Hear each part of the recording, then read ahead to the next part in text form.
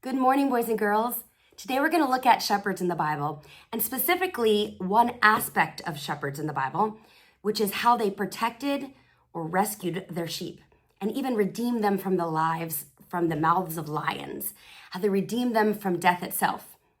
And we often talk about shepherds and their crooks and how they used the end to guide them, to prod them along. But certainly this could have also been a big, strong stick, a protective weapon against wild beasts like lions and bears and even wolves. Anything that sought to devour the lives of the sheep, the sweet little sheep that the shepherd was called to protect. We looked at David this week in 1 Samuel 17:34, and David was a shepherd. He was the youngest of 8, just a boy, and he was sent to bring food to his brothers. And one of the cool things is that he goes before King Saul and offers to fight a big giant. And Saul says to him, kind of like, what are your qualifications? You're a shepherd. And he says, a shepherd? He says, your servant used to keep sheep for his father. And when there came a lion or a bear and took the lamb from the flock, I went after him and struck him and delivered it out of his mouth. Now, can you imagine a young shepherd boy alone, maybe walking through the valley of the shadow of death, like David would write later, and a lion coming along, David having to strike that lion and then go pull and pry open the mouth of that lion and remove that sheep from the mouth of the lion.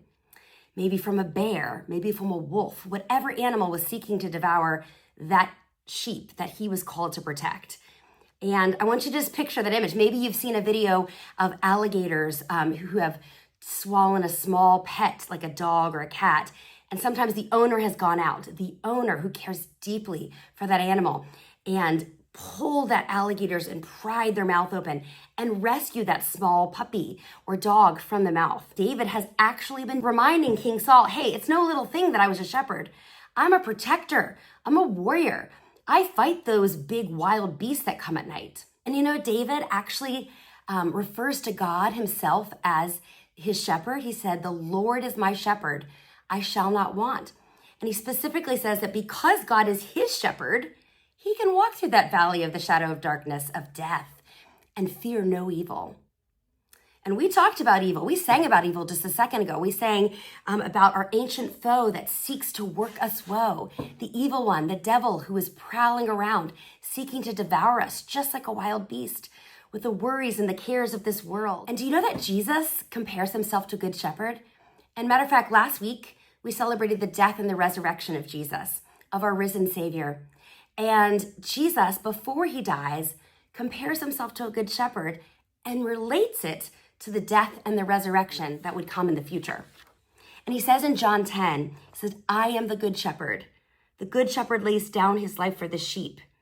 And he reminds him that because he's the owner of the sheep, he doesn't run away when the wolves come. He's the good shepherd and he lays down his life. And he says that he lays down his life because he can raise it back up again. He raises it down. He has the authority to lay it down, and he has authority to take it back up again. So he compares being a shepherd to what he's about to do for us.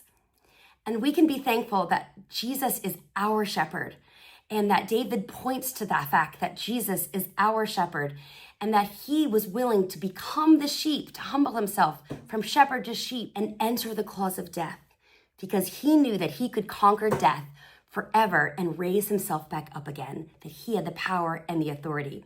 And we proclaim that worthy is the Lamb who was slain and that he is risen.